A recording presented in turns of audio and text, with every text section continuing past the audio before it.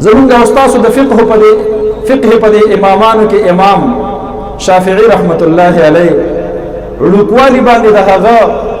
والد محترم وفات شو د یتیم پاتې شو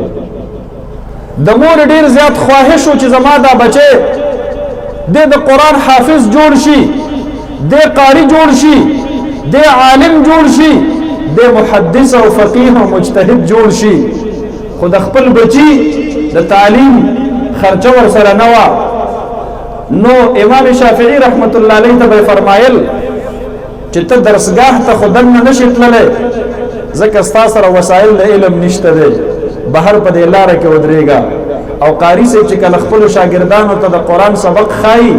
نو په دې لاره کې یې ته اوره او لاره کې ودرېږه او هغه یادوه هغه د مور دعاګانې وي هغه یتیم امام شافعي رحمه الله د 9 کالو په عمر کې د قرآن کریم حفظ مکمل کړ هغه یتیم امام شافعي رحمه الله چې د پلار د سهارې نه محروم دی هیڅ څوک نشته دی چې د دیني علم وسایل ورته فراهم کړي نو د چا نه یې د موطا امام مالک نسخه را پیدا کړله او د حفظ قرآن نه وروسته یې په حفظ حدیث باندې شروع وکړله تاریخ لیکلی دی د 10 کالو په عمر کې امام شافعي رحمت الله علیه د علم حدیث یو عظیم کتاب موطا امام مالک په یاد باندې حفظ کړو 10 کال عمر یې ده مزید تعلیم دا په مور نشي کوله هغه وخت کې بنو حذیل قبیله ته لګي په مکه مکرمه کې بچیان تلال شاه او هغه خلق شعر او شاعری ډیره زیاته کوي د هغې سره په کور کې خدمت هم کې او د هغې نه به د عربۍ ادب هم زده کې شعر او شاعري به د عربۍ زده کې دی لاړ شو وړمبنۍ ځواني پې هلته راغله په بنو حذیل قبیله کې د ځوانۍ ابتدایي ایام دي او دی د بنو حذیل د بعضې مشرانو سره د حج په موقع باندې د خدمت دپاره تلی دی اوښ سره خواته روان دی او ډېر ښایسته شعرونه وایي یو قریشي بزرګ سپینګیری د هغه په غوږ باندې چې کله د ده دا بهترین د عربۍ شعرونه دا لګي دته اواز کوي ځوان لږ دلته راشه ډېر ښایسته شعرونه وایي وی او چرته پاتې کېږي وی دې بنو حذیل سره خدمت کومه او د عربۍ ادب زده کومه ځوانه خوښه دې نه ده چې زه دې مدینې طیبې ته ور ولېږم او هلته د امام مالک صاحب رحمت الله علیه نه علم حدیث زده کړي امام شافعي صاحب رحمت الله علیه ورته فرمایي دا خو مې د زړه ډېر لوی ارمان دی او زما پلار مړ دی او زما د تعلیم د خرچ څوک شته دی نه ما باندې دیني تعلیم ویونکي څوک نشته دی زه د دې وجې نه د دیني علم نه محرومه یم ورنه زړه کې مې ډېره مینه ده د دیني علم سره هغه قریشي سپینګیری بابا ورته وایي د مکې گورنر ته به ووایم او هغه به تاله خط ولیکي د مدینې منورې گورنر ته او د مدینې منورې گورنر به په مدینه منوره کې موجود امام مالک رحمت الله علیه ته خط ولیکي او هغه ته به پکې حکم وکړي چې د امام شافعي رحمت الله علیه د تعلیم ټول خرچ زما په ذمه خدای د ځان سره په سبق کې په تعلیم کې شامل کړه د مکې گورنر ته چې کله دا قریشي شیخ راغی او خط یې تنه د مدینې منورې گورنر د پاره راواخیستلو امام شافعي صاحب رحمت الله علیه دغه خط د مدینې منورې گورنر ته وړ په هغه وخت کې د مدینې طیبې والی او گورنر هغه چې کله خط کې وکتل چې امام مالک رحمت الله علیه ته د دې بچی د داخلي سفارش د پاره خط لیکل دي معذرت وکړو ځوانه امام مالک سے خط نشم لیکلی خط دا خو خلق خپل ماتحت ته لیکي امام مالک رحمت الله علیه خو د علم غر او سمندر دی هغه خو زما د سر تاج دی زه هغه ته خط نشم لیکلی البته دا ضرور کولی شم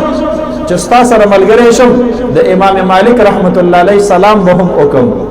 دعا به هم واخلم او درخواست به ورته هم پیش کړم چې دا ځوان د خپل ځان سره د دیني علم په دې درس کې شامل کا هغه وخت کې حاکمان وو هغه د اهل علم او قدردان وو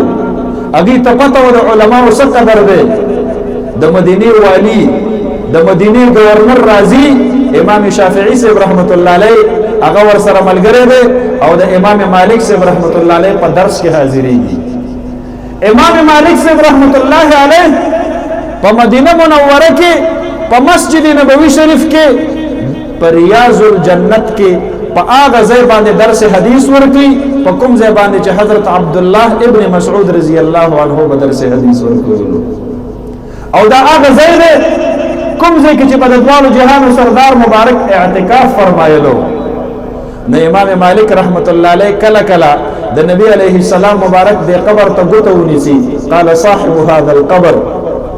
د دې قبر مکین جناب محمد رسول الله دا حدیث بیان کړی دی او په ځل کې ډېر احترام دی د نبی علیه السلام مبارک ته احادیثو خپل وینځي ته ویلي دي چې څوک د عامې مسلې د پوښتنې لپاره راځي نو هغه بهر کې نوا ما ته आवाज کوا او چې څوک د حدیثو د زده کړې لپاره راځي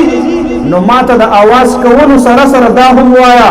چې د حدیثو د زده کړې لپاره راځي ځکه زه به اودس کوم زه به ښایسته کپړې اغوندم زه به ښایسته عطر لګوم ځکه د نبی علیه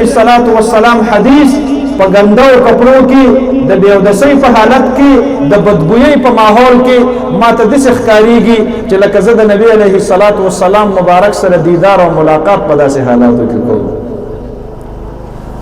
زما محترمو درس ورکوي په مسجد نبوي شریف کې یو ورځ داسې ناست دی طلبا ترنه ګیر چاپېره دي یو سپلیزۍ کې یو کس راښکاره شو امام مالک صاحب دا سبق دی لږ بند کا. امام مالک صاحب حیران شو چې دا لا څوک لیونی دی ما باندې سبق بند دی د طلباو په اوږو باندې خپې راړئ مخې ته راغی مجلس ته ځان را ورسو امام مالک صاحب ته یې پاسه. امام مالک صاحب حیران شو دا سړی روغ دی که لیونی دی وای امام مالک صاحب دا تندی دی را دې خوا که ښکلی وی امام مالک صاحب رحمت الله علیه ورته فرمایي روغي که لیونی هغه چې تندی ښکل کو وی صاحب ډېرې د مجبورۍ د لاسه نن دې ځای ته راغلی یم او ډېرې د مجبورۍ د لاسه مې ستا دا تندی ښکل کو او ډېرې د مجبورۍ د لاسه مې په تا سبق بند کو او د خلکو په دې اوږو باندې مخپې راواړولې دا ټول غلطۍ زما نه وشولې خو دا زما د زړه ډېر لوی ارمانو مجبوري مې دا وه بېګا مې خوب لیدو مسجد نبوي شریف کې دا حدیثو درس ته ورکې او په دې کې د دواړو جهانو سردار مبارک په خپله باندې راښکاره شي او فرمای این مالک امام مالک چرته دی تا ته څوک آواز وکړي چې نبی علیه السلام دی غواړي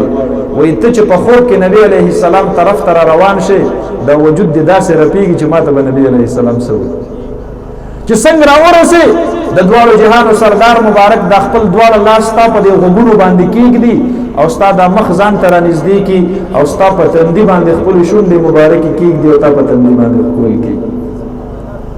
امام مالک صاحب رحمت الله علیه ورته وایي د دې دومره طلباو د وړاندې دا زما راز تا ولې ښکاره کوو چلو 22 کاله ما درس حدیث ورکو زما عمر د شپېتو نه سوا شوی دی دا زما د ژوند راز دی چې تا ښکاره کړو زه به یې لږ وضاحت وکړم ما 22 کاله دلته د حدیثو درس ورکو په 22 کاله کې داسې شپه نه ده راغلې چې د دواړو جهانو د سردار مبارک زیارت او دیدار ما ته الله نه نصیب کړو. الله اکبر. د مدینه والی چې امام شافعی صاحب راوستلو امام مالک صاحب رحمت الله علیه ته فرمایي حضرت